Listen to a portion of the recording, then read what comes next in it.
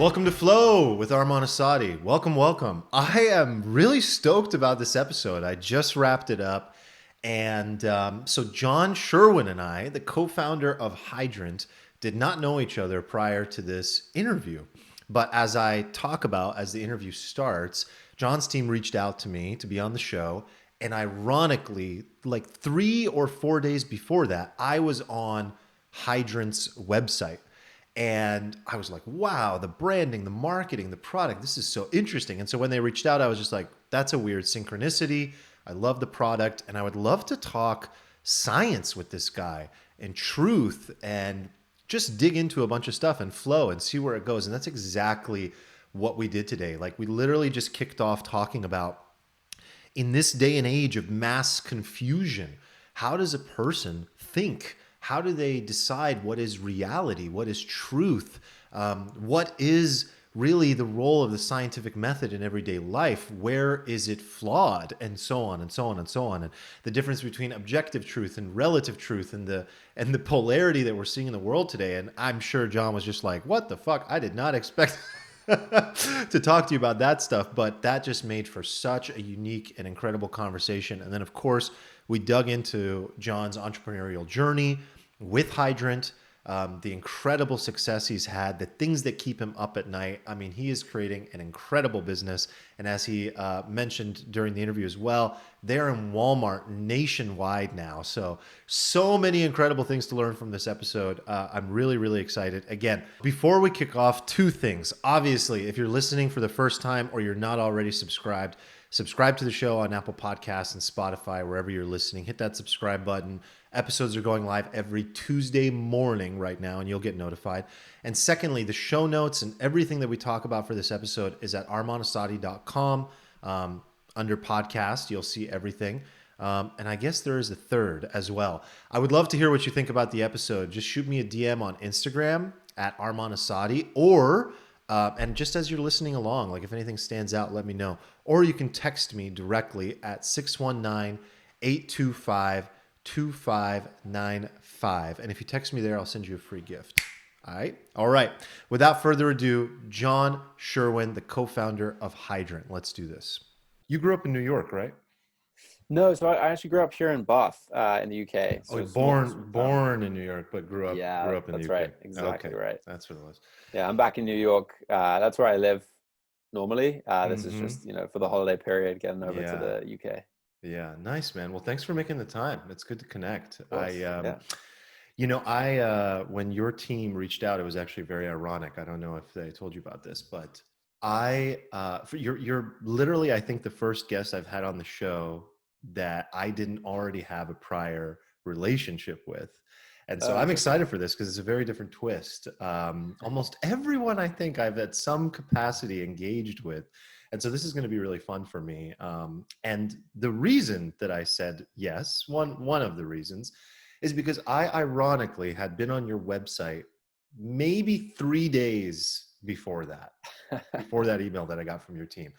And the reason is because your company is an incredible example of great branding and marketing.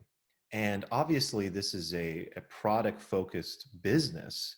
But what really stood out, and there's so much science behind everything that you've done, and there's integrity, and there's a pioneering aspect to the direction you're taking things.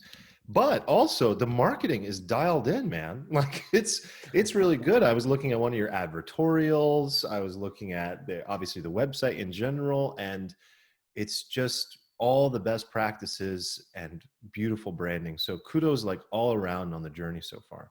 I appreciate it. We have a great team. I certainly can't take credit for all of it. There are some great people at Hydrant who bring it to life every day. Yeah, absolutely. And the space that you're in, we'll call it like an ingestible of some kind, Yeah. is really challenging. Has it been challenging for you to have gone into that space, or were you always like, yeah, I know there will be some obstacles, but I'm not too worried about all that? Yeah, I mean, there've been a ton of challenges that I would say we did not plan for, but I never even planned to be in this industry in the first place, right? I studied Hmm. science, so the kind of the journey here was strange, to say the least, and it doesn't necessarily make sense. But I'm glad that I'm able to still use what I studied at university Hmm. to kind of further our company. But yeah, I mean, to your point, like the ingestible space, it is tough in that it's very saturated. There's a lot of players in here right now. Yes. There's low barriers to entry, but at the same time, I think people are like we're hitting really important moments in time. People are becoming more aware of Hmm. their health and wellness, and more aware, particularly that you need to take a proactive approach to your health, which is kind of Hmm. like what I view the definition of wellness as being. Sure. They're always sort of like slightly nebulous terms, but I think wellness is really a proactive approach to your health. And so, you know, we it may be competitive, but we're also riding a wave, and so we're very grateful Yes. for that. Yeah. Well, market timing, product fit, extremely important things as a company and as an entrepreneur. And, it doesn't really matter how saturated a market is if you're innovative enough. I think the combination of product and marketing, when those two things are dialed in the right way, it's possible to innovate in a saturated market. And a lot of people say, like, don't go into these markets that are already overly saturated and competitive. But I don't know, man. I beg to differ. You're an example of that. So again, I think props. But I'm actually glad you mentioned that, your background, your education, and that's actually a core part of where I wanted to start and just kind of explore with you.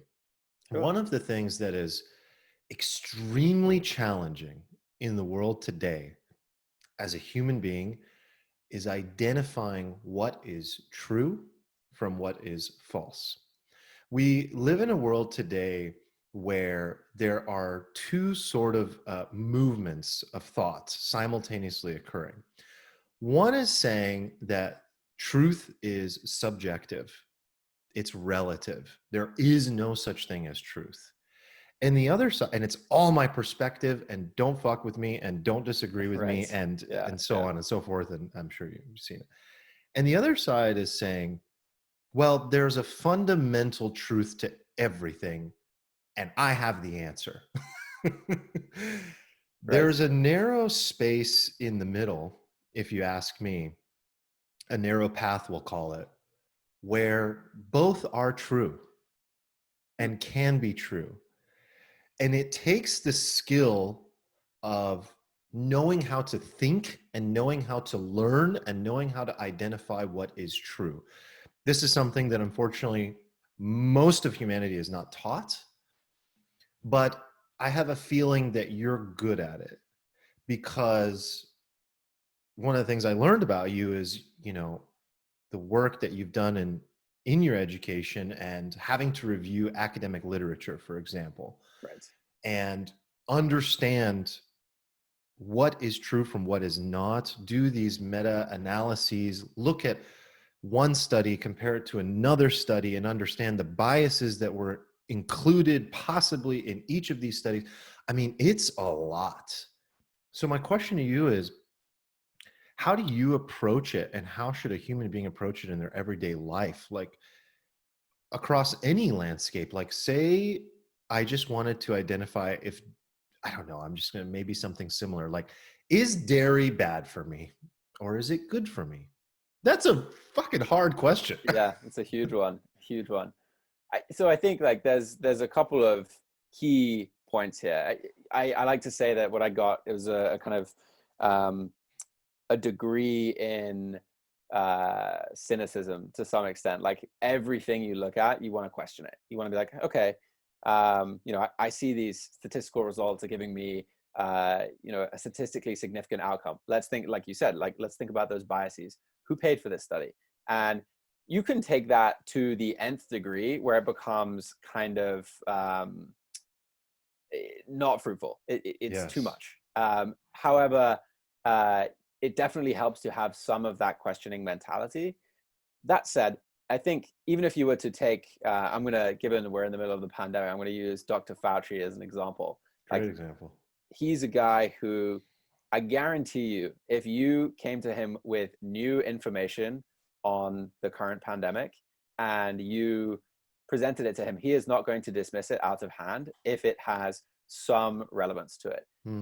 That's the mental model of scientific thinking is, there is no truth right now. There is, hey, based on all the current existing research, this is what we believe to be true. But if new Yes. research comes along and disproves that, then we all have to update our way of thinking. And that is the sort of the scientific method. So, I think I speak for many scientists. Well, hang on, I don't speak for any scientists yet. There are many scientists who Mm, have been roundly disproven, even within their lifetime or, posthumously. And this sure. milk, the dairy question that you posed here, it's a tough one because it's a multivariate problem. There are so many different things that are involved: genetics, Right. there's nature versus nurture, there's different types of milk. There are so many factors that could affect whether it's healthy or not for someone, like stage of life, for example. So I think, you have to come to these types of problems with an open mindset of taking in all of the information, questioning judiciously, but not to the point where it's kind of like, I won't believe anything unless it is clearly 100% Mm, true, because there is no real 100%, and hmm. um, with the pandemic, we we aren't at 100% on a lot of the things. Like um, Correct. I mean, even just this vaccine right now is the hot topic. Right. It's a super hot topic. I almost didn't want to go there because it's so Yeah. controversial. But Yeah. but yeah, I mean, even with the vaccine, the people who made the vaccine, if they got new data that showed them for some reason it was unsafe or something like that, they would update their mental model and say, "Hey, guys, like we have new information, and so we're going to change the way that we're thinking about this." And that really, in terms of this, to bring it back to this idea of truth, it sort of, I think it is really important that people stay open to new information Hmm. and also hold on to the ability to critically think for themselves. Uh, Hmm. How and does one cultivate this ability? Like, if you were talking to a friend of yours who was just so, 2020 has been a year of mass confusion, and almost as if we've pierced the veil of reality. It almost feels like a yeah, distorted reality, like a glitch, like a right. glitch in the matrix kind of year. And so you have a lot of people that are just overwhelmed and confused and don't even know where to begin. So, like, what is the proper methodology to, again, relearning how to learn, how to think, how to make decisions without getting overwhelmed? And you're going in that direction, but I just wanted to kind of think about this person who maybe doesn't necessarily have the background in academia, but needs to survive, like, mentally, you know? Right. Yeah. It's tricky, and it depends how far you go down the rabbit hole of 2020. So, for example, right, I grew up in the scientific system, and that's how I was trained, and so I do trust academic institutions largely. Can they have their faults? Are there bad actors within them? Absolutely. But at the core of it, I think these institutions exist for like the good of people, and ultimately the truth will surface, or again, Mhm. the sort of the current truth until new information comes along to disprove it. So, we actually, this was one of the first blog posts I wrote at my company because it was a topic that I care deeply about. I think, especially in the health and wellness category, there it is so hard to sift through information and find what is reliable, what is truthful, or even what's relevant, to yourself. And I think the blog post we made had 5 or 6 links on it, and I think Mhm. all of them were to either nonprofits or government institutions. I lean heavily on the UK because we have this National Health Service over here, and I deeply respect the people that work in it. I have many friends who are doctors and contribute to the system, and so Mhm. there are some really good resources to keep the population healthy and to keep them, abreast of most current information. Right. So that definitely made an appearance. The other, I view kind of one of my favorite resources is something called the Cochrane Report. And you Mhm. mentioned like meta-analyses at the beginning, systematic reviews and meta-analyses. The Cochrane Report is a group that basically looks at all of the academic literature available for a given topic and kind of does their own review of the reviews and of the primary research Ooh. data. And they they only have like, peers within academia who are, very skilled and have a lot of experience. And I think the quality of work that they output is very high. Is this a Now, private company of some kind? How- it's a good question. I think it's probably a non-profit. Hmm, I'd have to check, but that's cool. yeah, it certainly. I don't think they make money, Hmm. so Wow. I would assume non-profit. Wow. I mean, in this day and age, organizations like that are invaluable, Yeah, especially. I mean, just that's why I'm so inspired by the space that you're in, because I don't think that there is one that can be more. Um, it's not necessarily that it's controversial. It's that there are so many incredible studies that are counterintuitive or that reverse one another, and it happens within weeks of the previous one. right, And that can be very challenging for a person to wrap their mind around. But also, we find the same thing happening in the world across every spectrum. And so, what I often, sometimes it's overwhelming. Like, I'll myself, oh, I can't handle this anymore. yeah, As yeah, soon as we latched onto something to create a sense of certainty, there's uncertainty. And so, not to get philosophical, but might as well, there is this component to all of this where uncertainty is the stable ground, actually. Like right, the not yeah, knowingness that a scientist lives in. You referred to it as almost like a constant level of cynicism that's right. available to use is the default state. you know do you think science as a method has its shortcomings, and that there's something more at times that you wish was available? I think the the scientific method at a sort of primary research level, I think, is very strong, and it may not admit to its sort of shortcomings enough, or trumpet them loudly. That's I really a agree. secondary mechanism. So that's the funding system that supports the research. It's the peer-reviewed journals, and then uh, the way that the journals are distributed and paid for, so that the research gets talked about. But let's say, for example, we funded a study on um, this dairy problem that we talked about, and whether dairy is healthy or not. And let's say we found out that, like, in a very small subsection of this 1,000 person study that we did, like 5 people, had a really strong bone density or something like that, some really Hmm. positive outcome. The headline would say, dairy is good for bones. And it would ignore all of the other results. And most people, because they don't have the training to look at at the study itself, or the time even to look at the study, they will just see the headline and think, oh, okay, dairy is really good. Then, next week, like you said, something Yes. else comes out, says dairy is really bad. And that's the But problem is that that leaves everyone spinning. flaw originated in academia, or is that actually a flaw of capitalism or the system Ooh, that funds? I mean, there's a lot going on there, that yeah, spins these things in the wrong direction. it's a good question. I think And I'm not anti-capitalism, but there are its flaws as well, just like there is in science or academia or politics or anything. Yeah. It's a I tough mean, one. I think I'm very supportive of public funding for scientific research. And at the same time, without some of the privately funded scientific research, we Hmm. wouldn't have many of the discoveries that we have today, many of 100%. those advances. So it is yeah, in a way, I guess you could say there is a flaw to it there.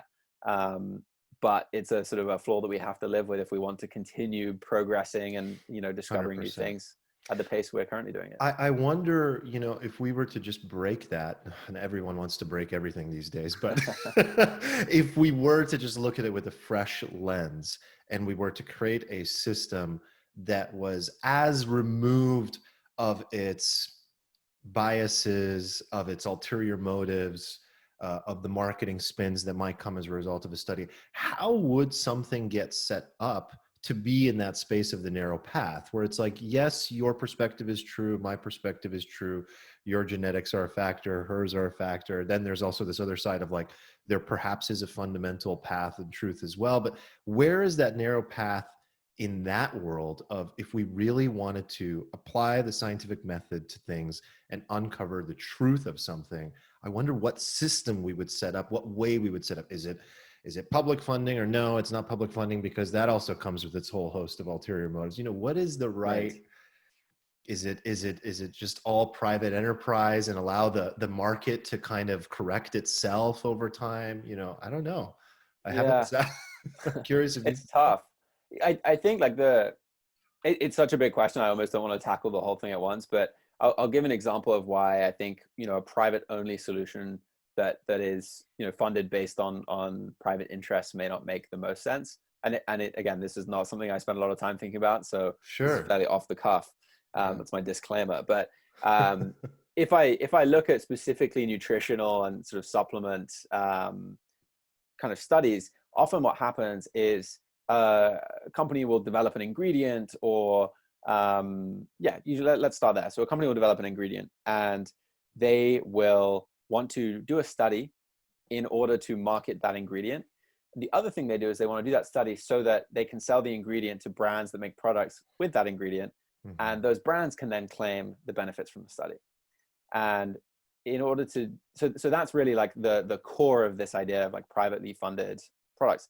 When that study is set up, they are not looking for a negative effect. They're looking for a positive effect. And so Correct. already the outcome of the study is somewhat biased. They're going to say, oh, it had a positive effect or it had no effect.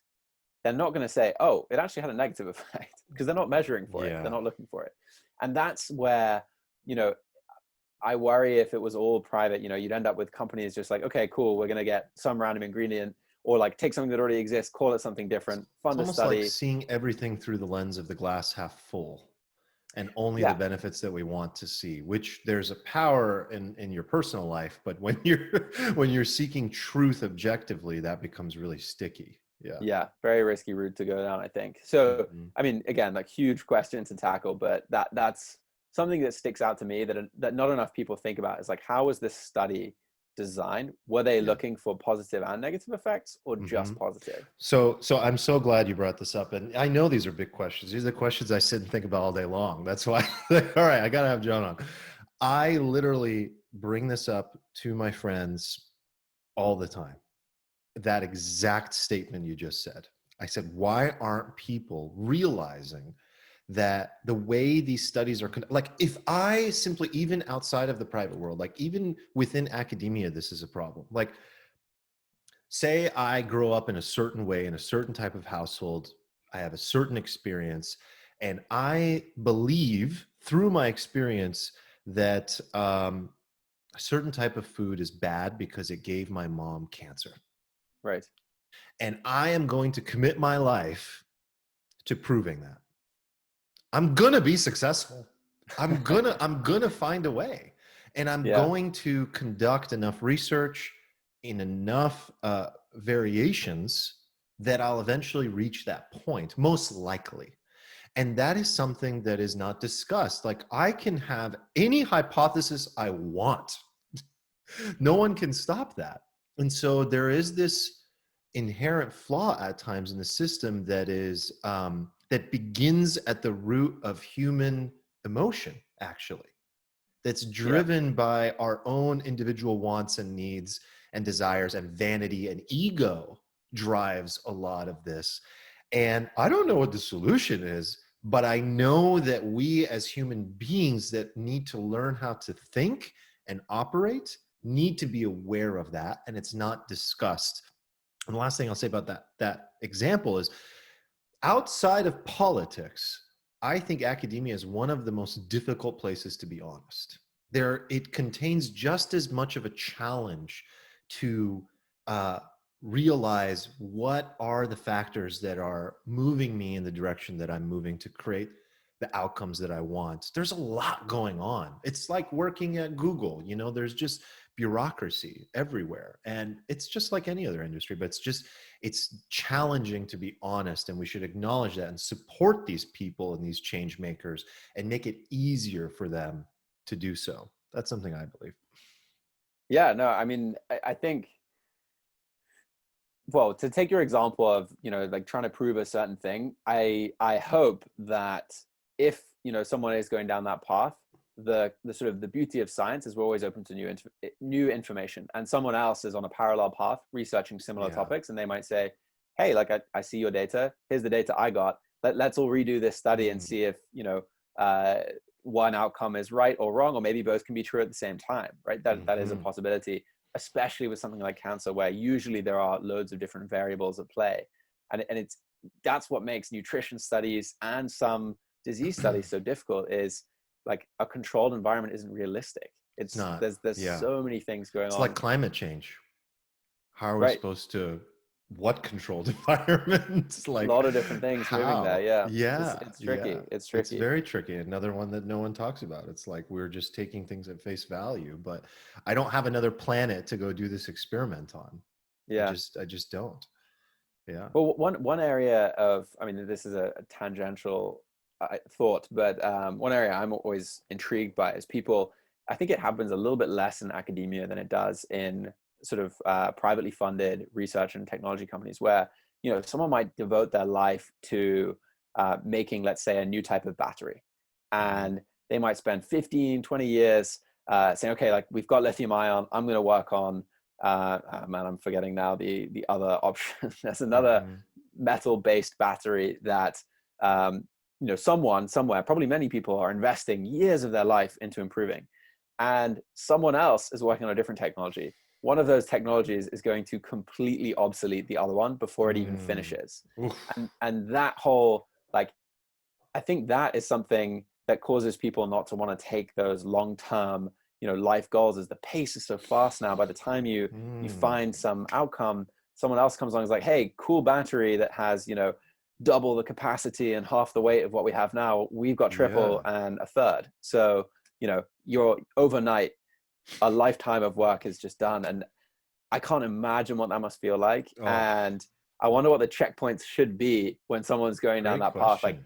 how can I find out if someone else has like a more promising technology, or I don't Definitely even know can't how to have begin thinking about that. your head in the cave for too long. You can't stay in the dungeon for too long. Yeah, you kind of have to, what's going on out there? Check the patents, Yeah.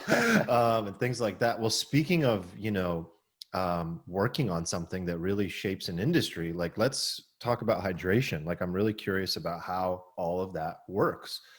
The first thing that comes to mind for me is like, I think at a very, very surface level, I understand and people understand why they should be hydrated, but probably not to the depth that you do. So what is going to happen to me if I'm not, I don't want to say dehydrated, but what if I'm not properly hydrated? Yeah. In other words, I think a better way to say it is, well, what are the benefits of being fully optimized in terms of my hydration on a daily basis?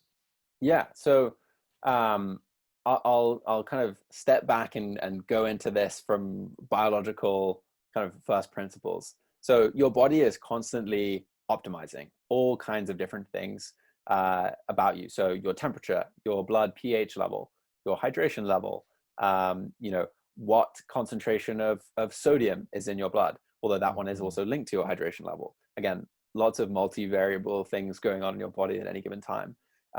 Your glucose level, that was something I was trying recently, was a product where you could measure your glucose level, and it is just amazing to see how your body, without you ever thinking about it, is constantly correcting these levels of whatever it may be in your body. Mm. And so with hydration is one that the body doesn't have the ability to just like magically, like, okay, let's turn up the hydration using all these systems. Ultimately, you have to drink water in order to get the water into your body. Mhm. And when you are super dehydrated, there are issues. You probably need to go and see a doctor.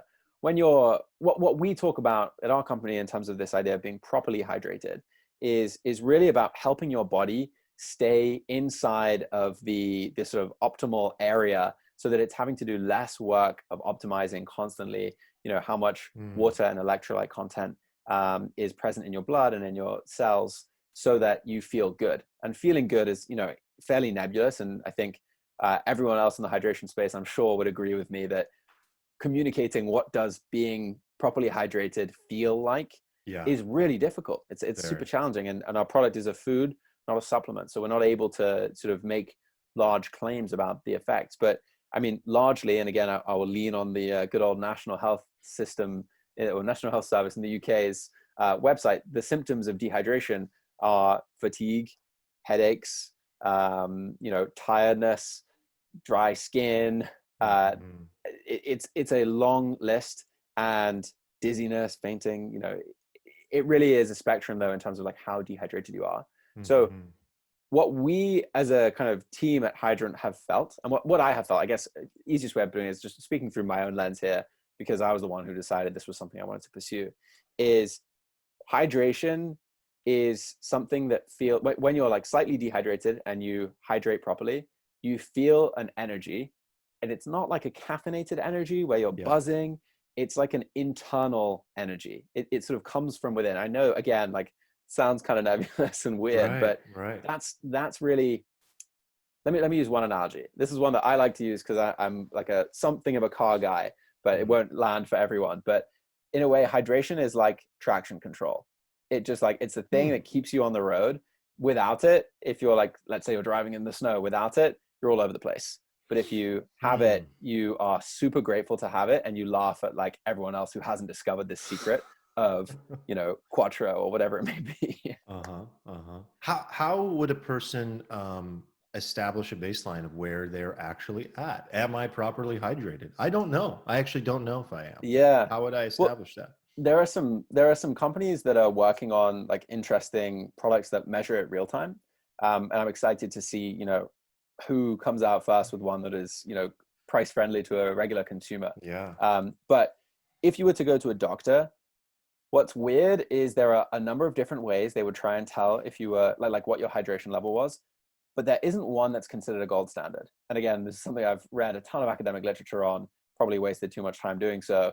Like they can take blood and measure the osmolarity of the blood. So this is a measure of the concentration, how Hmm. much liquid to dissolved content is in there. They can sort of do a test whereby they measure the osmolarity of your urine or the specific Hmm. gravity of it. Um, Honestly, though, the easiest way is to look at the color of your pee. It's Hmm. a difficult thing for us to talk about because we make it a thing that you drink, and anything that people consume, they don't necessarily want to think about the process of getting rid of it. But the color of your pee is something people will use in a hospital. Doctors will use it. It's a really Right. quick way of understanding, like, hey, is something wrong here? And so, what you want is this straw color, like not too yellow, Hmm. not too clear, like but a little clear. And Hmm. anything that is beyond sort of yellow is in the danger zone, and you really want to go and see someone about that. Hmm. So that's the simplest way. Got it. Yeah. And I think, when I've approached it, because I'm about to be a big hydrant user, obviously, after talking to you. I have approached it in the sense of, can you explain this basic relationship between the amount of water that a Yeah. person consumes and making sure that there's enough sodium, aka salt, in the body? One of the things that I've done up until now is I get up in the morning and I just grab real salt from Mhm. Utah, and it's just a form of sea salt, and I Right. just boom, or I mix it in water with some lemon, and first thing to make sure I get going. Is that good? First of all, and what's missing? Like what else are you including that you're like those aspects are also necessary? Yeah. Okay. So that was a few questions in one. So course correct me if I go too off base and No start worries. rambling here. So let's start with sodium and the role that it plays, kind of Right. why it's important, and then I'll talk a little bit about why doing that thing you're doing in the morning with the salt, the water, does make sense, Hmm. and then why hydrant makes more sense. Hmm. So to start with, sodium is it is the most abundant electrolyte present in your body. It's in every cell. It's involved in so many different processes in your body. The main one being sending nerve signals around your body. Hmm. It is literally involved in the nerve cells, and it is involved in the what's called an action potential. So, like just moving my finger, there's a signal being sent from my brain. Sodium is involved all the way down that nerve to get to the finger and back again, telling my brain, okay, the finger stopped moving. So it's crucial. I won't go in more into how important it is, but it's also present in your blood in a pretty high concentration. And so when you drink water, you're just putting water in and your blood sort of dilutes effectively. Now your body Right. immediately is on that, trying to like balance things out again. All Mm-hmm. kinds of signals are being sent. But both for sodium and for water, it's not like you can just magically create some inside your body. You need to consume them once you've gotten rid of them. And Mm-hmm. so the main way that your body is going to get rid of sodium and water is through urine and sweating. Those are the two main Mm-hmm. ones. And in both cases, sodium is the number one electrolyte that is lost, particularly in sweat. There's a very specific ratio of sodium to other electrolytes and water that is lost when Mm-hmm. you sweat out. Although that ratio does vary person to person. And so when you, I mean, we'll kind of turn it towards your morning use case. When you're asleep, for example, and this for us really was kind of an aha moment, Mm-hmm. both for our marketing, both for creating the product and for our marketing. And that was kind of like where things came together. So when you're asleep, at any given temperature, when you're asleep, your body is, wait, hang on. I'm butchering this. My brain is, it's pretty late here in the day. So your body will sweat more when you're asleep at any given temperature than it Mm-hmm. will when you're awake. And Right. your body also needs to cool down to save energy while you're asleep. That's something that, everyone's been doing for Mm-hmm. millennia at this point. And so sweat is probably the easiest tool your body has available to quickly cool itself down. So Mm. you get rid of water along with sodium, potassium, and some other minerals onto your skin. The water evaporates, that cools you down. And Right. so this process is happening throughout the night. You're breathing. When you breathe, you also lose water, although you don't lose Mm-hmm. electrolytes. And so by the time you wake up, maybe it's 8 hours later, if you're able to get the full 8, Mm-hmm. um, you've lost a ton of water, but Ton. Yeah. you won't notice it because it's all dried, hopefully, by that point. Yeah. And you probably feel a little bit dehydrated, but because we've all been conditioned to think of coffee as a morning drink, we are like, I'm a little tired, I'm a little groggy, I probably need some caffeine. So Yeah. you reach for that coffee first thing, Which and makes it all bam. worse. Right. Yeah, exactly. So you reach for the coffee and you think, cool, I'm back on course. Or maybe you've heard hydration is good, and so you drink a cup of water first thing, Right. which Right. is good. But water alone, and this is kind of getting into where the process we leverage at Hydrant to make the product more effective. Water alone is absorbed through osmosis in your gut. So you drink it, Mm-hmm. it passes through your stomach, gets to your intestines. Some of it's going to be absorbed there. Some of it's going to travel through your digestive system and be absorbed in your kind of lower intestine. Mm-hmm. What we do is by adding a little bit of sugar, the right balance of electrolytes, and like it's really a sort of high and balanced electrolyte content. So you need quite a bit of sodium, a bit of Mm-hmm. potassium. We have magnesium and zinc as well. Mm-hmm. You need the electrolyte content, you need a little bit of sugar, and you need the osmolality. So again, we talked about that. It's the concentration of the solution to be lower than that of your blood, because that naturally makes the osmotic gradient. Water wants to move into your bloodstream Right. naturally. And so Mm-hmm. we are kind of pulling these levers effectively in your digestive system to move the water into your blood faster than if you didn't have a little bit of sugar and those electrolytes present. Hmm. And so, yes, drinking a water first thing in the morning is always going to be good. But if you drink something like a hydrant, you're going to feel the effect that much faster and be able to just get on with your day. And that's really this kind of optimizer piece. It's like, do you Mm-hmm. want to spend an hour or two waiting to, feel the difference, or do you just want to get on with it? And Yeah. we Yeah. found a sort of a place for us in helping people feel good fast. Right. Oh, it's wonderful. So obviously having a glass of water, great. Having a glass of Always. water with some salt, better. Yeah. But we're missing magnesium, we're missing zinc, we're missing kind of the full package to get to the proper level of hydration. Let the body do what it needs to do. That's right. Yeah. And potassium is really the Mm-hmm. second one after sodium, to be clear. Magnesium Mm-hmm. and zinc both play important roles, but potassium is the sort of yin to the yang of sodium. Like those two Right. have a really close relationship, and your body regulates them very closely. Got it. And this is something that I can have, anybody can have in the morning once a day safely. I'm not overdoing it by doing that. Like, because I think what we often think about in this space is sports drinks. And Right. obviously, with sports drinks, there's a tremendous amount of sugar, salt, everything going on to replace what we lost during exercise.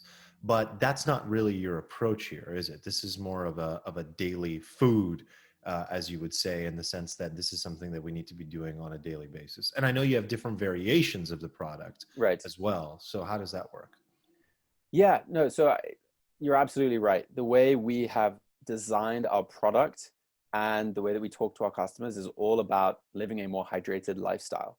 And Hmm. so it starts first thing in the morning. And that, I think, for us was a bit of an aha moment, realizing, okay, everyone thinks they need coffee, but if they drink our product, they're going to feel just as good and maybe they'll delay that coffee. We're not anti caffeine, by the way. We have a product with caffeine in I it. can tell you, just even without having used your product, just having salt and water and lemon in the morning is like charging my battery, Yeah. right? So that jump start that occurs actually does allow a person to not need the coffee for the 30 minutes or an hour and like Yeah. use a natural state of energy. I'm turning on traction control. So I can only imagine what it would feel like with the potassium and everything else that your product has. So I absolutely agree. Even just subjectively, anecdotally, like I've fully experienced what it's like to not need the caffeine and get that natural boost of energy. Yeah, yeah. So the other thing that we spent a lot of time thinking about was how a lot of the products in our category that currently exist are either positioned more as supplements. So Hmm. the idea there is they're reactive Right. and they are very, very potent. Hmm. And so it's the kind of thing where you look at it and you're like, oh man, like, do I really need this? Like, is it bad That's enough my that I need exact this? question. Right. Yeah. I never think to use one of those because I'm like, I don't want to fuck up my body and put too much of anything in there Right. right now. Yeah. So we designed the way we speak to customers, the way our product tastes even, and the formula, so that not only is it safe to have every day, but you can have multiple a day. And as we've like built out these different product functions, so we have the energy product and immunity Hmm. product, and there's more to come. Um, you know, it is totally safe for people to consume as they need, as they want to sort of change the way that they feel throughout the day. And from a taste standpoint, like I love talking about this just because it is our biggest differentiator, I would say, is, we designed it so that it's not gross to drink first thing in the morning. It is natural flavor, as in the flavor profile is super subtle, crisp, and refreshing. And it's not like covered in tons of stevia or artificial sweeteners. Like it Mm. just, there's no weird aftertaste going on. Just really simple. And so it doesn't feel like you're drinking something weird. It feels like Yeah. water with a squeeze of lemon in, which it sounds Ooh, like you're send already it a over, person man. too. I'm No, that's awesome. And there's another aspect of what you've done that is unique in that you have real cane sugar in there. That's right. Yeah. That is very different. And what I'm wondering is that something that you've done because you know that's the right thing to do and for the outcome, and that it's an obstacle for people to overcome and you need to educate them? Or is that already the direction things are moving and it's the right thing to do and you're riding that wave? Like, where do you Yeah. find people? Yeah. So I think first and foremost, like we are a very functional brand. Function comes first, and a little bit of sugar really does help with that hydration process. There's this process in your small intestine involving glucose and sodium. If they're both present at the same time with water, you can sort of pump water molecules into your bloodstream faster. We kind of Hmm. talked a bit about that earlier. So sugar is important there. I think when we kind of when I first was pushing this approach to the formula, there was certainly pushback from people being like, "Why are you putting real sugar in?" At this point, like everyone wants no sugar. Sugar has been demonized. And I mean, Totally, yeah, it's like the keto revolution has made it, yeah, the enemy. Yeah. 100%. And so like it was kind of a weird and I would like to say bold positioning, although it's tooting my own horn a bit. I agree. Um, I'll toot it for you, man. Yeah, it is we bold. we did it. We did something a little different. And what we found from our early customers was, firstly, by creating a really functional product, you get the feedback loop where people actually feel the difference and they're able to say, "Oh wow, okay, this thing actually works, and I like the way they speak to me. I'm going to continue to buy this." So that's Hmm. one piece. The other piece is like, I don't know that I look forward to the day when non-nutritive sweeteners, which encompasses everything that is sweet but doesn't add calories, Mhm. taste as good as sugar or don't have any of the sort of negative externalities to them. Um, but we're not there yet, in my opinion. And so, sugar appealed to that consumer who was like, look, I don't want any stevia, I don't want sucralose, aspartame, etc. But I also don't need it to be super sweet. And that was a big decision as well. It was like, hey, we're not trying to be the sports drinks of the 90s Right. here. We're just trying to make it like less sweet. And that's How much okay. sugar are we talking about here? Like, So our original formula had 6 grams per okay, serving. got it. So it was 20 calories. Mhm. Our we've been through a few iterations of the formula. Our current formula is, depending on the flavor, 3 or 4 grams of sugar. Mm. So still in that 20-calorie range, Mhm. but yeah, it's 3 or 4 grams of sugar. And, I've done some personal testing with some of these glucose blood tracking apps, and Nice. doesn't have a huge effect. It's really on a low, it's such a small amount that you're kind of flying under the radar, I guess, of your body's insulin response. Well, at the risk of oversimplifying, it's like you got to keep the functions of your body working as well. Like there's an aspect of that that it's like, keeping that regulator awake and moving and Yeah. responding is really important. If you're just in a constant state of ketosis, like, I mean, again, that's a huge rabbit hole. A lot of people would Yeah. argue that is the optimal state, but no, I think there's tremendous value there, and so for those people that have like a fundamentalist viewpoint against sugar, is are you thinking that you need to do some, objection handling in your education, your marketing, and things like that? Because I think you could reach even more people and convert these people as well, right? There is the person, like you said, like, oh, I don't want the stevia. But what do we do about the person who is completely anti-sugar, who doesn't realize what they're missing? Yeah. So, I mean, this is something that I have literally lost sleep over the past few years. It was a big question for us for a long time, but we've actually, I can tell you what we did because we've done it. Okay. So, firstly, yes, there's a ton of objection handling and education. The number one piece of pushback we got on all of our ads from, not from customers, but from people who did not become customers, it was Oh yeah. always the sugar content. Yeah. And eventually it got to the point where we discussed, okay, what would a no sugar added product look like? Do we want to go down that route? Because Mm. sugar is, I think of hydration as being a 3 lever system. You can pull, is sugar present? Yes or no. Does it have high and balanced electrolytes? Yes or no. And is the osmolality lower than your blood? Yes or no. And if you remove the sugar, you still get 2 of the 3 levers, but you don't get the third. And from a marketing standpoint, it's like, well, how do you communicate to someone like, hey, this product is awesome, and here's one that is not Shit. quite as awesome, but like it's still awesome and tastes good. And I think it's a hard challenge. And ultimately, what we decided was, hey, like someone who's decided that in their lifestyle they don't want to consume sugar, or let's say maybe they're diabetic and they simply just they want to enjoy a more subtle, less sweet product that allows them to like focus on hydration and build a really healthy routine. We should help them discover our brand by creating a product they can drink. And so we went that route and we created a no added sugar version of Hydrant. It Mm. holds all the same product philosophies around taste. Mm-hmm. It just replaces the cane sugar with a little bit of monk fruit, which we Mm-hmm. think is sort of currently the best of the Yeah. non-nutritive sweeteners on the market. And I love it. I think it's a great product. It's just, it's not the original. And Mm. being the creator, I, of course, have a special place for the original lime flavor. Wow, what a tough decision.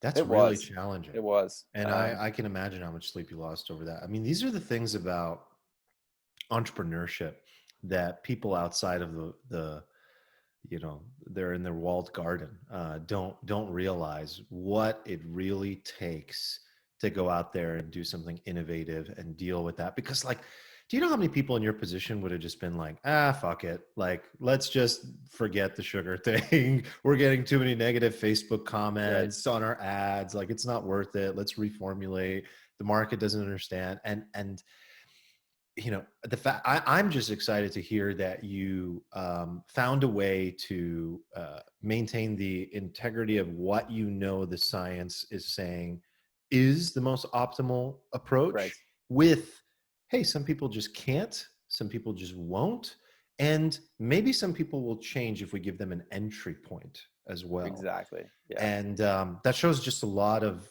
maturity in your entrepreneurial approach to navigate that. What else has been a major challenge that you've lost sleep over? I'm sure there's countless things, from Hmm. supply chain to fundraising to many, many issues, but I'm curious what has really been the big one and what you've learned. So I think in terms of, yeah, that's a tough question. I should have like a pre-prepared one, but I don't. No, now it's going to Um, be a more real one. yeah, It'll yeah. be like, I mean, what's keeping me up right now? yeah. I think for us, so I've got a couple. I'll start with sort of a more acute sleep depriver, and then maybe if Okay. it's interesting, we can talk about some more chronic ones. So an acute one would be, we decided we hit a certain level of scale. We had to move our supply chain to a new co-packer. In order to do that, we were still really small. You have no negotiating power when you're a small startup, and basically you have to just go with whatever one of these massive co-packers says. They're like, hey, Yeah. we don't use that, material supplier. We use this one. You need to use them too. And it's kind of like, okay, we're not going to like cause problems here because they're doing us a favor by even working with us at this stage. Because they're sort of taking a bet too. The size of the runs we were doing were meaningless to them. It was, we're sort of an annoying fly compared to their other clients. Mm-hmm. So we followed the guidance, and we tried this new material provider, and we got samples. We did everything you're supposed to do. We checked it. We're like, Mm-hmm. okay, yeah, this looks good. It feels good. And what came off the line and what the samples we got looked like were just wildly different, to the point where, I mean, I was heartbroken. It Oh. looked like our product. So again, like the powder inside was totally fine. It was all safe to drink, tasted the same. It was Mm-hmm. just the look and feel of the sticks went from being like really nice, sleek, and premium to just sort of low budget, Yeah. trashy kind of thing. I was just like, man, are you kidding me? We just spent like a ton of our existing money on this. What are we gonna do now? We spoke. One of our investors was like, guys, this is real bad. You should probably just like shut down for 2 months and do it again with better outcomes. Like, if we do that, the business is probably over. Like, Wow. there's just no way we can do that. So what we decided to do, given that the product was perfectly safe to consume, it just like it didn't hit our quality bar in terms of the aesthetic, which sounds so silly looking back. It's kind of like it still does what it's supposed to do. Yeah. We shipped it. We shipped it to customers, and we included a note that just said, "Hey, just so you know, like, this is our new brand." Because we'd also, I guess I missed that, we had changed branding, and the new Oh, branding okay. came on this like crappy packaging. I was like, oh, couldn't have been worse. Hmm. So we shipped a note just saying, "Look, we're sorry. Come back and get 25% off your next order, and we'll have fixed it by then." Um, it Nice. worked. It worked pretty well. We're still here. That was, at this point, a couple of years ago. Wow. But I think for a good 3 weeks, we were just like, how could this have happened? How could we have missed something? Did we miss something, or are we just like playing with these big players, and we have to just roll with the punches until we get to a level of volume that we can control something? So Yeah. that, and then future supply chain type issues are usually the most acute ones, Mm-hmm. where an ingredient is sold out worldwide. The pandemic was interesting for that. And Hmm. so, because this ingredient you can't get hold of, it delays your whole process. You have an order from a retailer and you can't fulfill it. And it's just, man, it is stressful. You lose a lot of sleep doing what I do. Oh, I know. I know, Yeah, man. yeah. It's brutal. Are you in retail, or are you going to be? We are, yeah. So this was our kind of thesis all along, was start direct to consumer, Yeah. get to know your customer really well, hone the product, and then go retail once you have a little bit of data and product market fit, ideally. So Mm-hmm. we're currently in Walmart nationwide, which Wow. is huge and Huge. scary, Yeah. but great. We're in Whole Foods in the Northeast, and various other kind of smaller retailers. Walmart is definitely the biggest by far, so that's the one I lead with. Um, and that comes with its own, keep you up at night, scary Mm-hmm. level of thing. Where I can give you one example of that because it's fun. We somewhere in our supply chain, a mistake was made, um, and the result of that mistake was that we had to coordinate 47 individual shipments across the US to the various different warehouses that were expecting our product in order to hit our launch date at Walmart. Oh, It was, I mean, the day I found out, I was like, wow. wait, you guys are serious? We're sending 47 different trucks from one warehouse.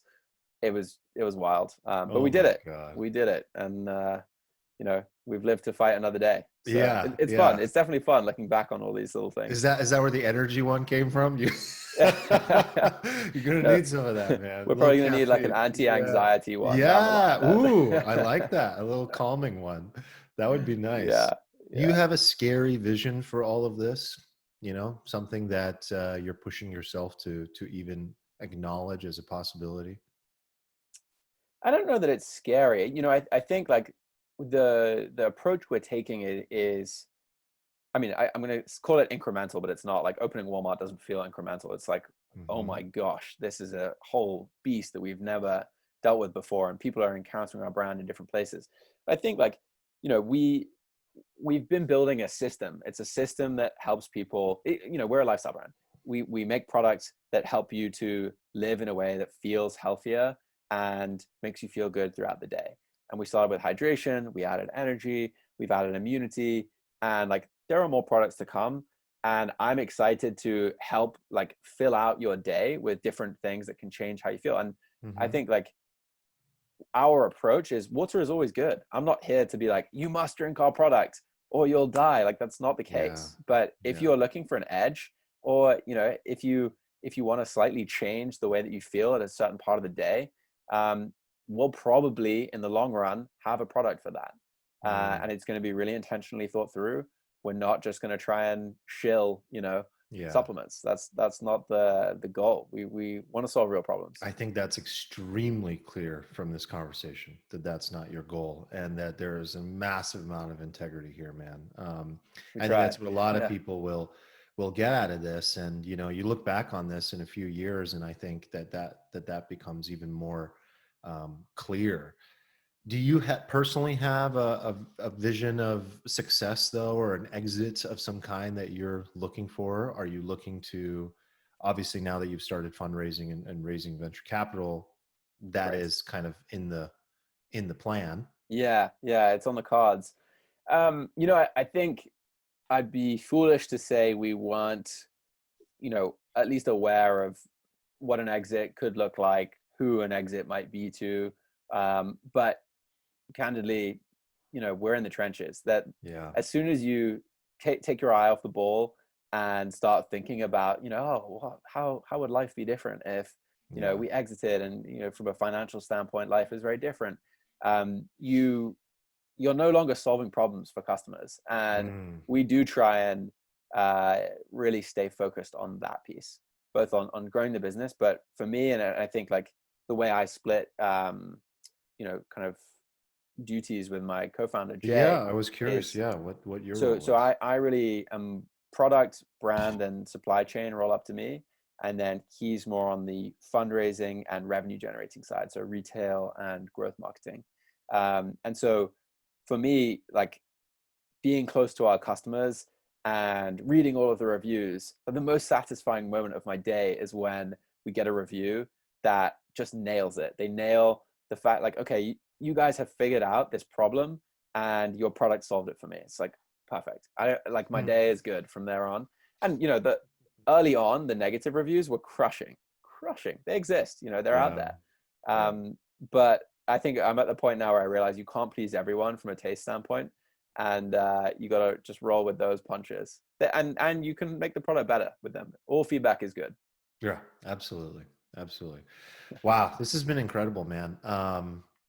Do you have any closing thoughts that you want to close out with, or any way? Obviously, people can support the brand by going to drinkhydrant.com, but I'm curious if you have any closing thoughts in general across anything we've discussed. No, man, this has been awesome. I don't know what I expected to be talking about, but I really enjoyed our journey into science and truth. And I appreciate you letting me nerd out on hydration for a little bit there too. Yeah, absolutely. Please let me know how I can support in any way. We'll make sure to include everything we talked about, whether it was the science or product stuff for people in the show notes.